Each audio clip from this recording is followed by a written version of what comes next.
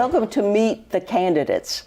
The Frankfort Plant Board has given us an opportunity to come in here to the studios and sit down with each of the candidates, find out a little bit more about who they are, what they would like to accomplish. It's really quite intriguing to hear some of the things that they're looking at as facing the community as a whole. So this is a wonderful opportunity for us to sit down and meet Corey Ann Howard Jackson. A lot of you already know her, and this is a chance for the newer members of our community to get a chance to meet this interesting person. She's running for a seat on the fiscal court in the 2nd District. So, yay! I'm so glad you could find time to come in here because I know you're extremely busy. And that brings us to the key point of, I'd like for you to introduce yourself to the viewers. Tell us who you are, what your function is in the community, and why in the world you've decided you're willing to accept the responsibility that goes with this seat. Yes, ma'am. Well, I'm a Frankfort native, born and raised here in the 2nd District. I earned my undergraduate degree in political science at Georgetown College, and I earned my master's degree in communication at Bellarmine University. A little bit more about myself: I have private sector experience, having worked for a small business, family-owned small business for many years, Alfaro Enterprise and Associates. I also have some retail experience and healthcare experience and childcare experience. And then for the past 7 years, I have over 7 years state government experience, having worked in the Department for Natural Resources and communication and administrative roles. And I'm currently the key policy and constituent services liaison for the Secretary of State's office at the Capitol. I very much enjoy what I do in constituent services, helping address issues that directly affect people all across the Commonwealth.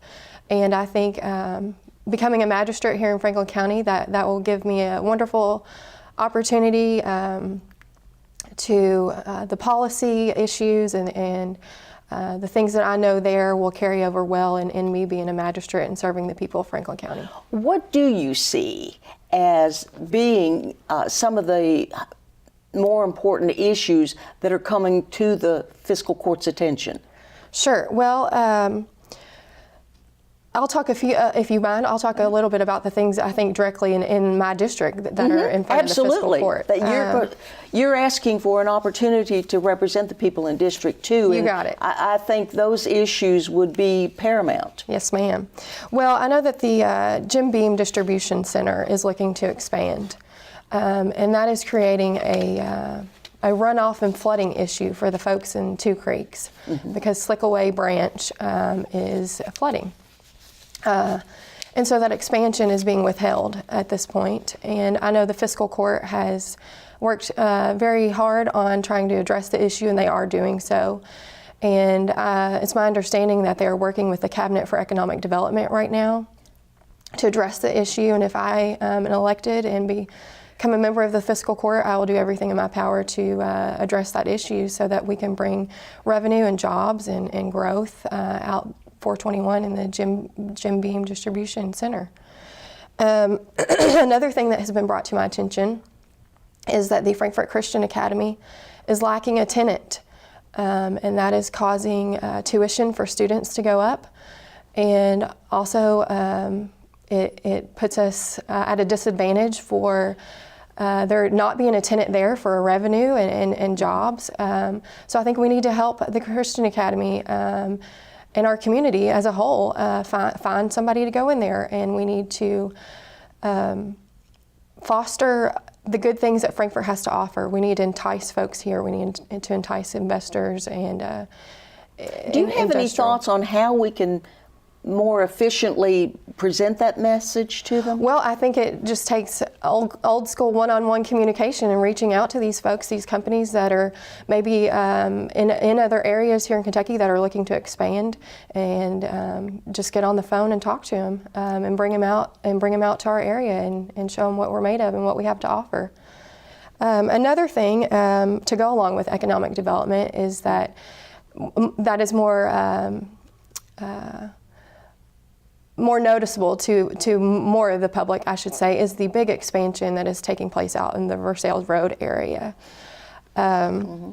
I think we have such a great potential there to continue growing, and again, we need to talk to potential investors and businesses that are wanting to grow and expand, further expand their existing businesses out in that area. So, yeah. Now, you did... And I also have some ideas for my district, too, if and when you want to ask me that. Oh, yes, we're definitely going to get to that. Okay. We certainly are. I do want to make sure that we touch on some of your opinions on issues that are currently up for consideration. A question that has come to me recently is whether we should put a stronger emphasis on having county representation on the Frankfort Plant Board. Where do you stand on that issue? Yes, ma'am, absolutely. I do think that Franklin County should, the fiscal court should have a representative on the Frankfort Plant Board. It is a community-wide service. Several people in the county have their services with the plant board. And it's a very hot topic issue right now, very controversial. And I think the county would be wrongfully left out if we weren't a part, yeah. And what better way to collaborate than to get somebody on there? Yes, that would tend to help, I would think. You mentioned the Jim Beam Distillery, yes. and that brought to mind the Frankfort, Kentucky Distilled branding campaign. Yes. Do you think that the county should be involved in using that as a promotion? Should they be working with that effort? And if so, how should they go about doing that, do you think? Well, absolutely. I think that's great. The Frankfort Chamber of Commerce is using that. And here we are in bourbon country. We've got Buffalo Trace Distillery in the downtown area. We've got Woodford Reserve. We've got Jim Beam doing their thing. What better way to promote the great things that we're doing here in the Bluegrass region, particularly here in Frankfort in terms of bourbon. And in terms of getting it done, fiscal court should collaborate maybe and see what the chamber is doing, in terms of promoting it and communication. So I think it's a great many idea. of these issues, as you very well know, Corianne, come down to funding. Yes, ma'am.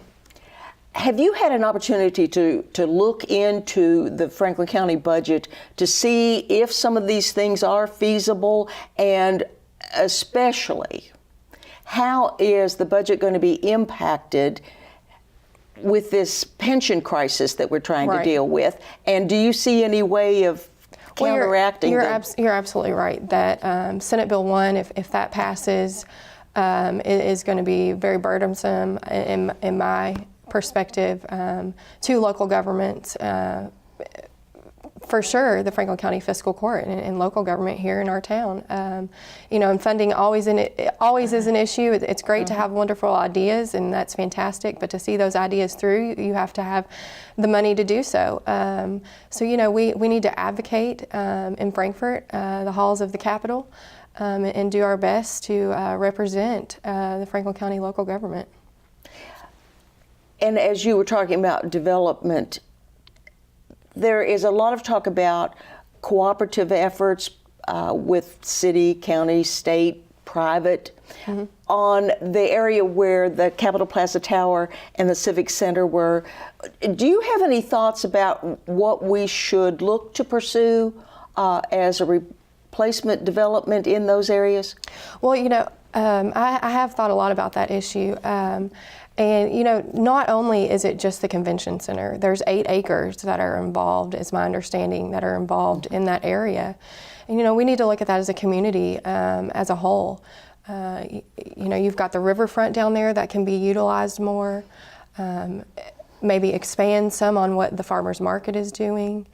And it's my understanding that Secretary Landrum and the Finance Cabinet are giving the money back to Frankfort, changing it on the tax rolls, giving it back to us, which should be a good thing, I think. We just need to see that it's done and followed through on. And, recently I attended the city visions meeting downtown. And what a great evening that was with folks from all over, not just from the downtown area, that came together with ideas. So I think it would be fantastic to have everybody come together to discuss. And I know that there are discussions going on being held, but we all need to come together more and share our ideas and be a part of the being conversation. the key thing. What are your ideas for what you might look to pursue to improve life here in the 2nd District particularly, but in Franklin County as a whole? Yes, ma'am. Well, in my district specifically, I have some ideas, and one that comes to mind right away is that the Duckers Lake Golf Course has been closed. There's no recreational facility out that area for residents, and it has created a resellability issue, an issue of property value for homeowners out there. And I think the fiscal court could maybe look at the possibility of finding some new ways of creating some revenue out there, such as maybe a walking path or an arboretum, or the clubhouse becoming open for community events for families and individuals to rent for people to come together. Another thing is, it's my understanding, and actually I know this from a firsthand experience. My husband and I, before our young child was born, the last couple of years, we went to the local fire station to have our car seat checked. And they no longer do that. And I think we should reinstitute that. I think that's a wonderful thing. Families and parents, they need to know that their car seat has been properly installed. But in talking with firefighters too, recently, it's been brought to my attention that they have liability concerns. So I think we need to look at that and try to reinstitute that, but also maybe create a waiver to where the firefighters are not held accountable. If there is to be a vehicular accident after the fact. Another thing is that, I don't know if you know this or not, but in Kentucky there are over 700,000 deaf and hard of hearing individuals across our state. And in the world that we live in, school systems are notifying parents via technology. And here in Franklin County, it's my understanding that they only notify parents through voicemail. And it's been brought to my attention that folks, parents who are deaf and hard of hearing would love to have text messaging. And that's something that is easy, that will have no fiscal impact here in our community. And I think that's a great thing for us to do, to start text messaging parents so that those who are deaf and hard of hearing, like I said, over 700,000 Kentuckians. So I know some of these folks in my district and here in Kentucky, or in Frankfort. Another thing is that I think we should look at a possible traffic signal at Chenault Road and US 421. With Buck Run Baptist Church being built there, there's high traffic volume on Sundays, and it's kind of become a dangerous intersection. It's also been brought to my attention that a potential stoplight there would help the Industrial Park Firefighter Station, to where maybe we could have a trip signal there to when they're en route. It could be tripped to their advantage and for their safety. So what is involved in that, Corianne? Do we as a county petition the state for involvement in that, or? Well, yes. I mean, obviously, the Kentucky Transportation Cabinet would have to be involved in that, and I would imagine that the fiscal court would have to come together on the issue to start with. But I think that's something that we should really look at. And there's folks speeding through there. It's you're either coming into 421 or into Frankfort or going towards Midway. The 2 to 4 lanes and 4 to 2 lanes, depending on which way you're coming and merging. I've noticed there's some confusion there, so maybe if people slow down when they have to come to a stop, I think that could be a major improvement. I'd also like to think about improving the stop signs in the Country Lane Neighborhood Association area, on Country Lane itself specifically. I know folks speed through that area, and some folks even totally disregard the four-way stops that are in that neighborhood. I think maybe if we could make those stop signs a little more reflective and flashing, perhaps, and maybe have a little more increased patrol in that area. That's something that should be an easy fix.